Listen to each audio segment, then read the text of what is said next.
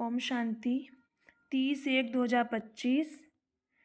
बाबा ने अपने मधुर महावाक्य में कहा, इस पुरानी दुनिया में कोई सार नहीं है, इसलिए तुम्हें दिल नहीं लगानी है। बाबा ने कहा है, तुम यहाँ सुख लोगे तो वहाँ सुख कम हो जाएगा। एक बार अगर कोई भूल हुई हो तो उसी समय कान पकड़ना है, दोबारा भूल न हो, ये पक्का करना है। बाबा ने कहा है कि स्वभाव इजी और पुरुषार्थ अटेंशन वाला बनाओ। अब हम मुरली सुनते हैं विस्तार से बाप दादा के मधुर महावाक्य। 30/1/2025 प्रातः मुरली। ओम शांति। बाप दादा मधुबन। मीठे बच्चे, इस पुरानी दुनिया में कोई सार नहीं है, इसलिए तुम्हें इससे दिल नहीं लगानी है। बाप की याद टूटी तो सजा खानी पड़ेगी। प्रश्न, बाप का मुख्य डायरेक्शन क्या है, उसका उल्लंघन क्यों होता है? उत्तर, बाप का डायरेक्शन है किसी से सेवा मत लो कि तुम कुछ सर्वेंट हो, परंतु देह अभिमान के कारण बाप के इस डायरेक्शन का उल्लंघन करते हैं। बाबा कहते हैं तुम यहाँ सुख लेंगे तो वहाँ का सुख कम हो जाएगा। कई बच्चे कहते हैं हम तो इंडिपेंडेंट रहेंगे, परंतु तुम सब बाप पर डिपेंड करते हो। गीत, दिल का सहारा टूट न जाए। ओम शांति। शिव भगवान वाच अपने शालिग्रामों प्रति, शिव और शालिग्रामों को तो सब मनुष्य जानते हैं, दोनों निराकार हैं। अब श्री कृष्ण भगवान वाच कह नहीं सकते, भगवान एक ही होता है, तो शिव भगवान वाच किसके प्रति? रूहानी बच्चों प्रति। बाबा ने समझाया बच्चों का कनेक्शन है ही बाप से, क्योंकि पतित पावन ज्ञान का सागर है।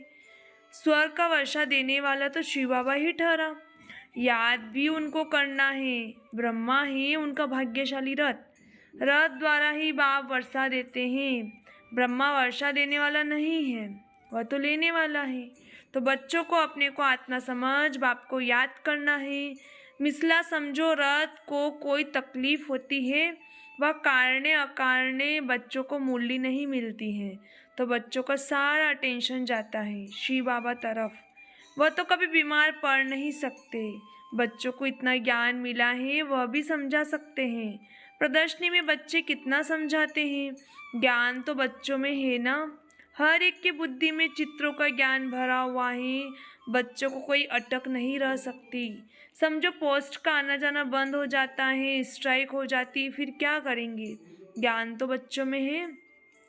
समझाना है सतयुग था, अब कलयुग पुरानी दुनिया है। गीत में भी कहते हैं पुरानी दुनिया में कोई सार नहीं है, इनसे दिल नहीं लगानी है, नहीं तो सजा मिल जाएगी। बाप की याद में सजाएं कटती जाएगी। ऐसा ना हो बाप की याद टूट जाए, फिर सजा खानी पड़े और पुरानी दुनिया में चले जाए। ऐसे तो ढेर गए हैं जिनको बाप याद भी नहीं है। पुरानी दुनिया से दिल लग गई, जमाना बहुत खराब है, कोई से दिल लगाई तो सजा बहुत मिलेगी। बच्चों को ज्ञान सुनना है, भक्ति माँ के गीत भी नहीं सुनने हैं। अभी तुम हो संगम पर, ज्ञान सागर बाप द्वारा तुमको संगम पर ही ज्ञान मिलता है। दुनिया में किसको पता नहीं है कि ज्ञान सागर एक ही है। वह जब ज्ञान देते हैं तब मनुष्य की सद्गति होती है। सद्गति दाता एक ही है, फिर उनकी मत पर चलना है। माया छोड़ते कोई को भी नहीं है। देह अभिमान के बाद ही कोई न कोई भूल होती है। कोई सेमी कामवश हो जाते हैं, कोई क्रोधवश, मनसा में तूफान बहुत आते हैं। प्यार करें, ये करें, कोई के शरीर से दिल नहीं लगानी है। बाबा कहते हैं अपने को आत्मा समझो तो शरीर का भान न रहे, नहीं तो बाप की आज्ञा का उल्लंघन हो जाता है। देह अहंकार से नुकसान बहुत होता है, इसलिए देह सही सब कुछ भूल जाना है। सिर्फ बाप को और घर को याद करना है। आत्माओं को बाप समझाते हैं, शरीर से काम करते मुझे याद करो तो विकर्म भस्म हो जाएंगे। रास्ता तो बहुत सहज है, यह भी समझते तुमसे भूलें होती रहती हैं, परंतु ऐसा न हो भूलों में फंसते ही जाओ। एक बारी भूल हुई, फिर वह भूल नहीं करनी चाहिए। अपना कान पकड़ना चाहिए, फिर ये भूल नहीं होगी। पुरुषार्थ करना चाहिए। अगर घड़ी घड़ी भूल होती है तो समझना चाहिए हमारा बहुत नुकसान होगा। भूल करते करते तो दुर्गति को पाया है ना। कितनी बड़ी सीढ़ी उतरकर क्या बने हैं। आगे तो ये ज्ञान नहीं था, अभी नंबरवार पुरुषार्थ अनुसार ज्ञान में सब प्रवीण हो गए। जितना हो सके अंतर्मुखी भी रहना है, मुख से कुछ कहना नहीं है। जो ज्ञान में प्रवीण बच्चे हैं वह भी कभी पुरानी दुनिया से दिल नहीं लगाएंगे। उनकी बुद्धि में रहेगा हम तो रावण राज्य का विनाश करना चाहते हैं। यह शरीर भी पुराना रावण संप्रदाय का है, तो हम रावण संप्रदाय को क्यों याद करें? एक राम को याद करें, सच्चे पिता व्रता बने ना। बाबा कहते हैं मुझे याद करते रहो तो तुम्हारे विकर्म विनाश हो जाएंगे। पिता व्रता अर्थात भगवान व्रता बनना चाहिए। भक्त भगवान को ही याद करते हैं कि हे भगवान आकर हमें सुख शांति का वर्षा दो। भक्ति मार्ग में तो कुर्बान जाते हैं, बलि चढ़ते हैं। या बलि चढ़ने की बात तो है नहीं, हम तो जीते जी मरते हैं, गोया बलि चढ़ते हैं। यह है जीते जी बाप का बनना, क्योंकि उनसे वर्षा लेना है, उनकी मत पर चलना है। जीते जी बलि चढ़ना, वारी जाना वास्तव में अभी की बात है। भक्ति मार्ग में वो फिर कितना जीवघात आदि करते हैं, यहाँ जीवघात की बात नहीं। बाबा कहते हैं अपने को आत्मा समझ, बाप से योग लगाओ, देह अभिमान में नहीं आओ। उठते बैठते बाप को याद करने का पुरुषार्थ करना है। 100% पास तो कोई हुआ नहीं है, नीचे ऊपर होते रहते हैं, भूले होती है। उस पर सावधानी नहीं मिलेगी तो भूले छोड़ेंगे कैसे? माया किसको छोड़ती नहीं है। कहते हैं बाबा हम माया से हार जाते हैं, पुरुषार्थ करते भी पता नहीं क्या होता है, हमसे इतनी कड़ी भूले पता नहीं कैसे हो जाती हैं। समझते भी है ब्राह्मण कुल में इससे हमारा नाम बदनाम होता है, फिर भी माया का ऐसा वार होता है कि समझ में नहीं आता। देह अभिमान में आने से जैसे बेसमझ बन जाते हैं, बेसमझी के काम होते हैं तो ग्लानि भी होती है, वर्षा भी कम हो जाता है। ऐसे बहुत भूले करते हैं। माया ऐसा जोर से थप्पड़ लगा देती है जो खुद तो हार खाते हैं, फिर गुस्से में आकर किसको थप्पड़ व जूता आदि मारने लग पड़ते हैं, फिर पश्चाताप भी करते हैं। बाबा कहते हैं अब तो बहुत मेहनत करनी पड़े, अपना भी नुकसान किया, दूसरों का भी नुकसान किया, कितना घाटा हो गया। राहु का ग्रहण बैठ गया। बाबा कहते हैं दे दान तो छूटे ग्रहण। राहु का ग्रहण बैठता है तो फिर वह टाइम लेता है, सीढ़ी चढ़कर फिर उतरना मुश्किल होता है। मनुष्य की शराब की आदत पड़ती है तो फिर वह छोड़ने में कितना मुश्किल होती है। सबसे बड़ी भूल है काला मुँह करना। घड़ी घड़ी शरीर याद आता है, फिर बच्चे आदि होते हैं तो उनकी याद बनी रहती है, फिर वह दूसरों को ज्ञान क्या देंगे, उनको कोई सुनेंगे भी नहीं। हम तो अभी सबको भूलने की कोशिश कर एक बाप की याद करते, इसमें संभाल बहुत करनी पड़ती है। माया बड़ी तीखी है, सारा दिन शिव बाबा को याद का ही ख्याल रहना चाहिए। अब नाटक पूरा होता है, हमको जाना है, यह शरीर भी खत्म हो जाना है। जितना बाप को याद करेंगे तो देह अभिमान टूटता जाएगा और कोई की भी याद नहीं होगी। कितनी बड़ी मंजिल है सिवाय बाप के और कोई को से दिल नहीं लगानी है, नहीं तो जरूर वह सामने आएंगे, वे जरूर लेंगे। बहुत ऊंची मंजिल है, कहना तो बड़ा सहज है, लाखों में कोई एक दाना निकलता है। कोई स्कॉलरशिप भी लेते हैं ना, जो अच्छी मेहनत करेंगे जरूर स्कॉलरशिप लेंगे। साक्षी हो देखना है कैसे सर्विस करता है। बहुत बच्चे चाहते हैं जिस्मानी सर्विस छोड़ इसमें लग जावे, परंतु बाबा सरकमटांस भी देखते हैं। अकेला है, कोई संबंधी नहीं तो हर्जा नहीं, फिर भी कहते हैं नौकरी भी करो और सेवा भी करो। नौकरी में बहुतों के साथ मुलाकात होगी। तुम बच्चों को ज्ञान तो बहुत मिला हुआ है, बच्चों द्वारा ही बाप बहुत सर्विस कराते रहते हैं।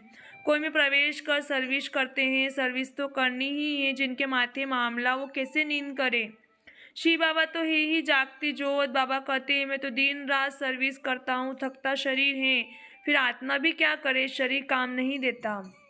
बाप तो अथक है ना, वह है जागती जोत, सारी दुनिया को जगाते हैं। उनका पार्ट ही वंडरफुल है, जिसको तुम बच्चों में भी थोड़े जानते हैं। कालों का काल है बाप, उनकी आज्ञा नहीं मानेंगे तो धर्मराज से डंडा खाएंगे। बाप का मुख्य डायरेक्शन है किसी से सेवा मत लो, परंतु देह अभिमान में आकर बाप की आज्ञा का उल्लंघन करते हैं। बाबा कहते हैं तुम खुद सर्वेंट हो, यहाँ सुख लेंगे तो वहाँ सुख कम हो जाएगा, आदत पड़ जाएगी तो सर्वेंट बिगड़ रह नहीं सकते।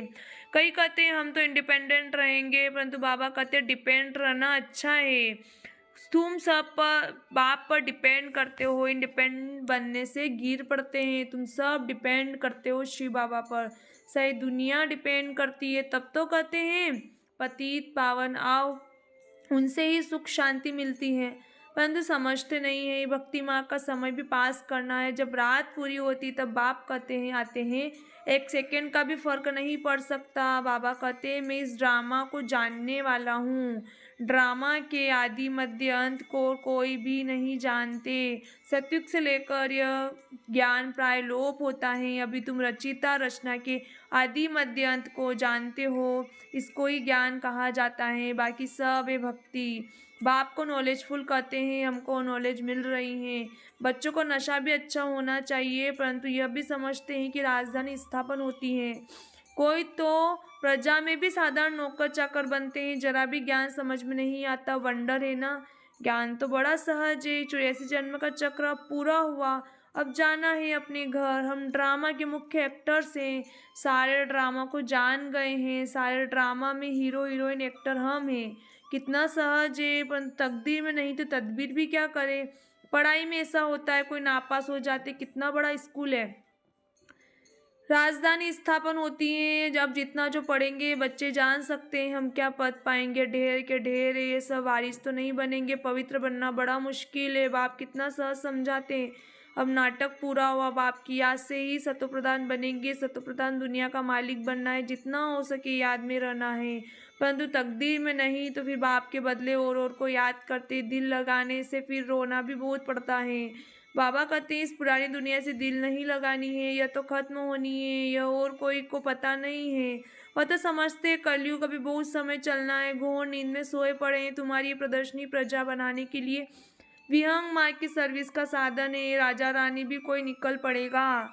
बहुत है जो सर्विस का अच्छा शौक रखते हैं। फिर कोई गरीब कोई साहूकार हैं, औरों को आप समान बनाते हैं। उनका भी फायदा तो मिलता है ना। अंधों की लाठी बनना है, यह सिर्फ यह बतलाना है कि बाप और वर्ष को याद करो। विनाश सामने खड़ा है। जब विनाश का समय नज़दीक देखेंगे तब तुम्हारी बातों को सुनेंगे। तुम्हारी शरीर से वृद्धि को पाती जाएगी। समझेंगे बरोबर ठीक है, तुम रड़िया तो मारते रहते हो कि विनाश होना है। तुम्हारी प्रदर्शनी मेला सर्विस वृद्धि को पाती रहेगी। कोशिश करनी है कोई अच्छा हाल मिल जाए। किराया देने के लिए तुम तैयार है। बोलो तुम्हारा और ही नाम बाला होगा। ऐसे बहुतों के पास हाल पड़े होते हैं। पुरुषार्थ करने से 3 पैर पृथ्वी के मिल जाएंगे। जब तक तुम छोटी छोटी प्रदर्शनी रखो, शिव जयंती भी तुम मनाएंगे तो आवाज होगा। तुम लिखते भी हो शिव जयंती की छुट्टी का दिन मुकर्रर करो। वास्तव में जन्मदिन तो एक का ही मनाना चाहिए। वही पतित पावन है। स्टेम भी वास्तव में असली है, मूर्ति की है। सत्यमेव जयते, यह विजय पाने का समय। समझाने वाला भी अच्छा चाहिए। सभी सेंटर जो मुख्य है उन्हों को अटेंशन देना पड़े, अपनी स्टेम्स निकाल सकते हैं। यह त्रिमूर्ति शिव जयंती। सिर्फ शिव जयंती कहने से समझ नहीं सकेंगे। अब काम तो बच्चों को ही करना है। बहुतों का कल्याण होगा। तो कितनी लिफ्ट मिलेगी। सर्विस की लिफ्ट बहुत मिलती है। प्रदर्शनी से बहुत सर्विस हो सकती है। प्रजा तो बनेगी ना। बाबा देखते हैं सर्विस पर किन बच्चों का टेंशन रहता है, दिल पर भी वही चढ़ेंगे। अच्छा मीठे मीठे सिकलते बच्चों प्रति माता पिता बाप दादा का याद प्यार। Good morning. रूहानी बाप की रूहानी बच्चों को नमस्ते। हम रूहानी बच्चों की रूहानी माता पिता बाप दादा को याद प्यार। गुड मॉर्निंग, नमस्ते नमस्ते नमस्ते। शुक्रिया बाबा, शुक्रिया। धारणा के लिए मुख्य सारे, अगर एक बार कोई भूल हुई हो तो उसी समय कान पकड़ना है। दोबारा वो भूल न हो। कभी भी देह अहंकार में नहीं आना है। ज्ञान में प्रवीण बन अंतर्मुखी बन रहना है। दूसरा, सच्चा पिताव्रता बनना है। जीते जी बलि चढ़ना है। किसी से भी दिल नहीं लगानी है। बेसमझी का कोई भी काम नहीं करना है। वरदान, जुदाई को सदाकाल के लिए विदाई देने वाले स्नेही स्वरूप भव। जो स्नेही को पसंद है वही स्नेह करने वाले को पसंद हो। यही स्नेह का स्वरूप है। चलना खाना पीना रहना स्नेही के दिल पसंद हो। इसलिए जो भी संकल्प व कर्म करो तो पहले सोचो कि स्नेही बाप के दिल पसंद है। ऐसे सच्चे स्नेही बनो तो निरंतर योगी सहयोगी बन जाएंगे। यदि स्नेही स्वरूप को समान स्वरूप में परिवर्तन कर दो तो अमर भव का वरदान मिल जाएगा और जुदाई को सदाकाल के लिए विदाई मिल जाएगी। स्लोगन, स्वभाव ईजियो पुरुषार्थ अटेंशन वाला बनाओ। अपनी शक्तिशाली मनसा द्वारा सकाश देने की सेवा करो। जैसे बीज में सारा वृक्ष समाया हुआ है, संकल्प रूपी बीज में सारे वृक्ष का विस्तार समा जाए, तब संकल्पों की हलचल समाप्त हो जाए। जैसे आजकल दुनिया में राजनीति की हलचल, वस्तुओं के मूल्य की हलचल, करेंसी की हलचल, कर्मभोग की हलचल, धर्म की हलचल बढ़ती जा रही है। उस हलचल से स्वयं को और सर्व को बचाने के लिए मन बुद्धि को एकाग्र करने का अभ्यास करते सकाश देने की सेवा करते रहो। ओम शांति।